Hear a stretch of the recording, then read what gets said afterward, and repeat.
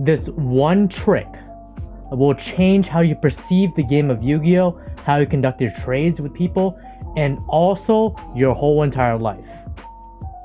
I guarantee it.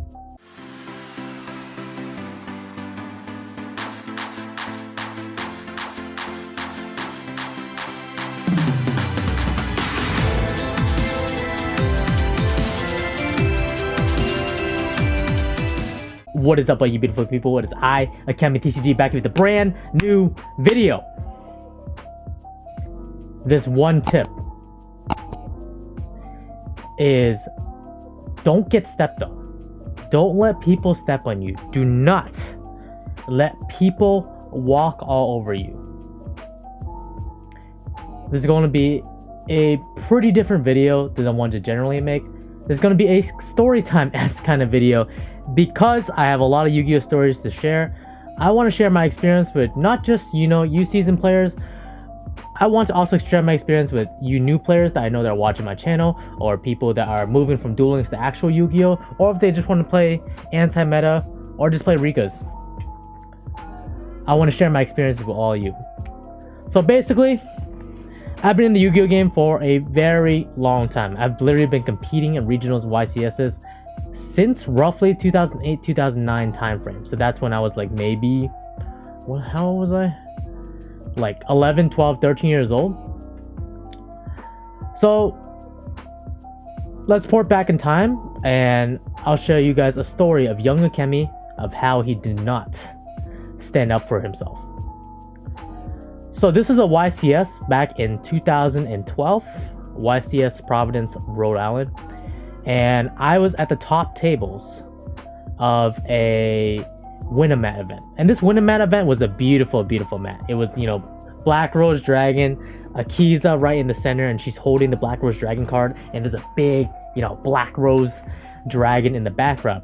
And at the time, I was playing Dragunides. So back then, I think the meta was plant deck. If you're playing any kind of plant turbo deck with Reborn Tengu, you were pretty much winning games with it.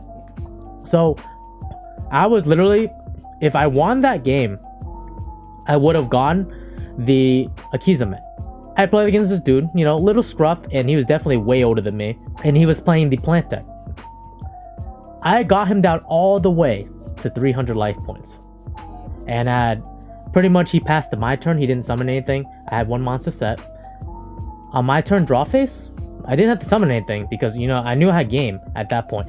I flipped my monster face up. It's a Morphing Jar. I teched that in Dragunides because I needed more draw power. It was an interesting tech, spicy tech. So he drew his 5 cards. He discarded his hand and drew 5. I discarded my hand and accidentally drew 6. Okay. He saw this happen. He physically saw this happen. I put the 6th card I drew back onto the top of my deck.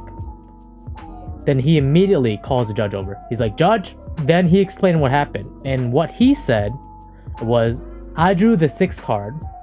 He did not know the 6th card that I drew. And he claims that it is not the card that I put back to the top of my deck. I didn't fight back. I was just shook. I was just sitting there. I was like, doesn't matter. I'm just going to go for game. I was just sitting there. I didn't say anything. I didn't defend myself. Quite frankly, I didn't even know how to defend myself. I just let him say whatever he was going to say, and the judge, when he asked me if that was true or not, I just didn't say anything. I just sat there. I was just shot. I was just shook. Because I knew I wasn't amazing at the game. I was decent at the game at that point. But I just didn't stand up for myself. I let someone else rule shark me to get the game. And what ended up happening is, I remember, it was actually very embarrassing, but I cried. I was really sad. Up to that point, I was working so hard in my Yu-Gi-Oh career. I don't know if you noticed, but in my past, I wasn't really a good player at all. I wasn't a good Yu-Gi-Oh player at all. I would keep entering into all these events, and I would never go better than X2. I would always win maybe 1 or 2 matches and then just lose the rest. I never even won a locals up at that point. So getting there at a side event for a mat I really, really wanted, because Akiza is my favorite character in Yu-Gi-Oh, I was devastated.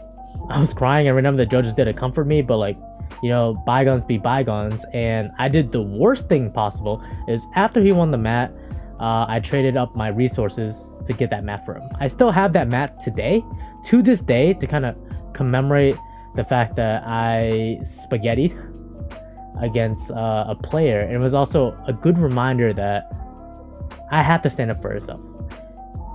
And I'm hoping that the story is a reminder that you, talking about you, the viewer, can stand up for yourselves as well. A second example I want to come up with is I had a guy in my Discord, he was selling his Dogmatica core, and there was a person that was trying to buy it off of him for $250. And if you don't know how expensive a Dogmatica core is, it's roughly about $487, roughly, at the time of recording this video. He asked if he should sell it for $250. And in my head, I'm like, no, it's your cards. Many other people want to play Dogmatica, and they will gladly pay $440, $430, $420 for that Dogmatica core. But $250? That's cheap. You're letting someone else step all over you. Do not let that happen. Do not let somebody step all over you. I don't care how much they're nagging you, how much they're spamming you. It's your cards. You have the cards in your hand, and you know you can get more money from someone else. I don't care what excuse they give. Know the value of your cards. Know your value as a person, and get the most out of your cards. Don't let people juice you like that. Don't let people step all over you like that. I don't care what age you are. Don't let that happen to you. I learned that lesson in a very, very hard way, very embarrassing way, quite frankly, and I want to just share the story with all of you because I know as a new Yu-Gi-Oh player, it can be terrifying going to these locals and these pro players or these really, really good players stomping you with meta decks with $500, $600, $700, $1,000 decks, and it can be very scary. But once you break through that rhythm, break through that community, and start feeling more confident in your plays and not letting people step all over you, and having more faith in your cards and knowing the value of your cards. Everybody has phones now. Everybody has 4G/5G, okay? Or and if not, the venue always has Wi-Fi. You can look up the prices of your cards. Just be really, really careful of people there trying to juice you, because there are people like that out there.